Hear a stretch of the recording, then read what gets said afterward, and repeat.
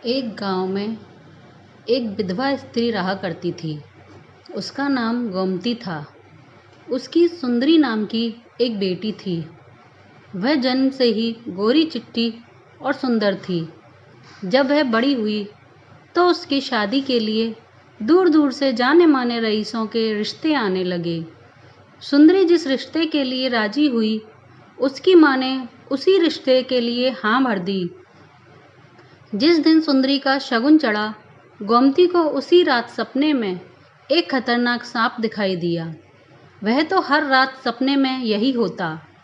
वह नाक फन फैलाकर डसने के बजाय उसके पैरों में अपना फन रखता, फिर उसे उसका वचन याद दिलाता। गोमती पसीना पसीना होकर डरी डरी सी उठ बैठती।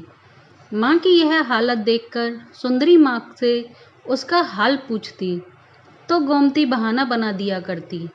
लेकिन सुंदरी के विवाह के दिन जैसे जैसे नज़दीक आते जा रहे थे, गोमती उस नाक के डर से पीली पड़ने लगी। आखिरकार शादी का दिन भी आ गया। उसके एक रात पहले गोमती को उस सांप का सपना फिर से आया। सपने में सांप चेतावनी दे रहा था कि यदि सुंदरी का विवाह किसी और से हुआ तो मैं सुंदरी को शादी से पहले ही डस लूँगा। अब तो गोमती और भी ज़्यादा डर गई। उसे एक पुरानी बात याद आ गई। असल में सुंदरी जब गर्भ में थी तो गोमती को इमली खाने की लत लगी हुई थी। आए दिन वह नदी के किनारे लगे हुए इमली के पेड़ से इमली तोड़कर ले आया करती थी। एक दिन जब गोमती इमली तोड़ने गई तो एक सांप उसके पैरों में कुंडली बनाकर लिपट गया।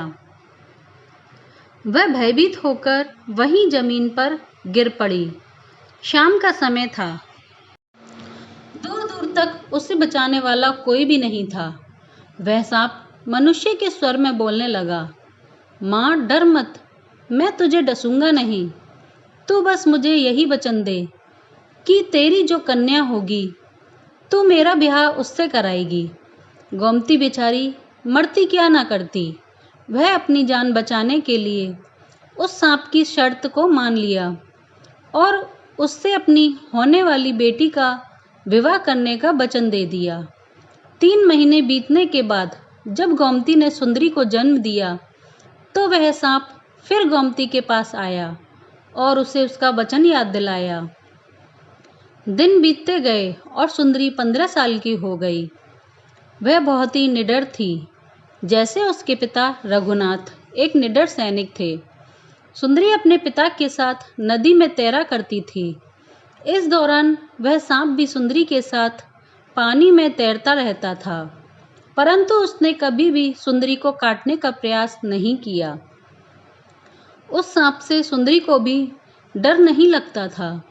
लेकिन पिछले साल सुंदरी के पिता गुजर गए। पिछले साल मूसलाधार बरसात की वजह से नदी में बाढ़ आ गई। उस बाढ़ में रघुनाथ ने कई लोगों की जान बचाई, किंतु खुद प्रचंड नदी के प्रभाव में समा गए।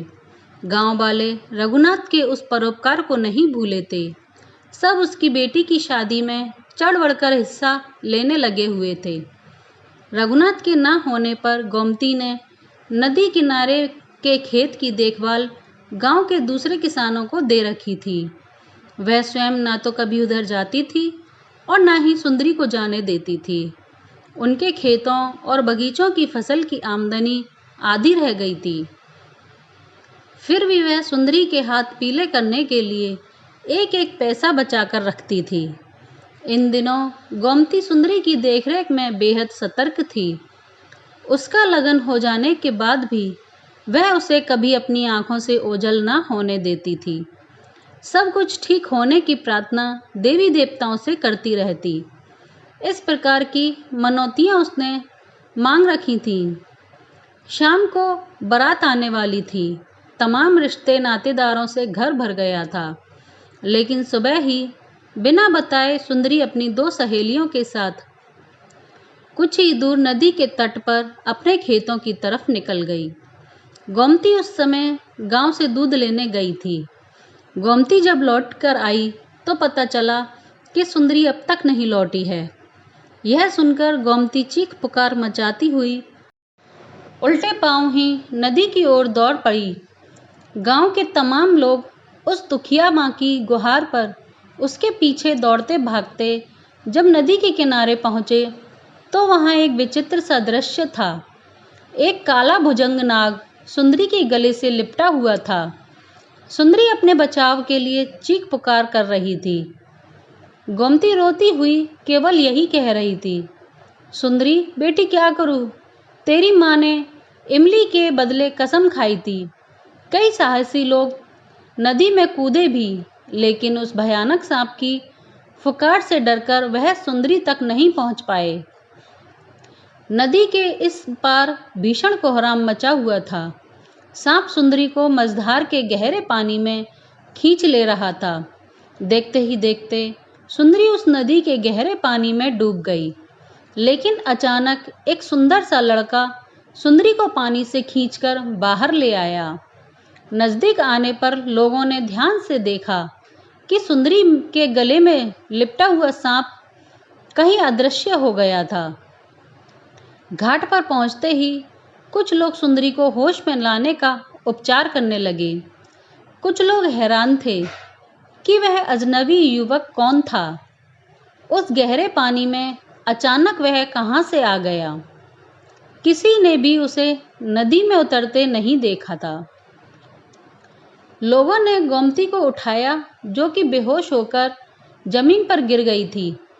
उसे बताया कि सुंदरी जिंदा है। गोमती को होश आया तो वह दौड़कर सुंदरी के पास गई और सुंदरी को झकझोरने लगी। सुंदरी को होश में लाने लगी। सुंदरी भी अब होश में आ गई। तब गांव वालों ने गांव की कुलदेवी का जयकारा करने लगे। सुंदरी की जान बचाने वाले युवक को कुछ नौजवानों ने अपने कंधे पर बैठा लिया और उसकी जय जयकार करने लगे। हालांकि उस युवक को देखकर सभी हैरान थे।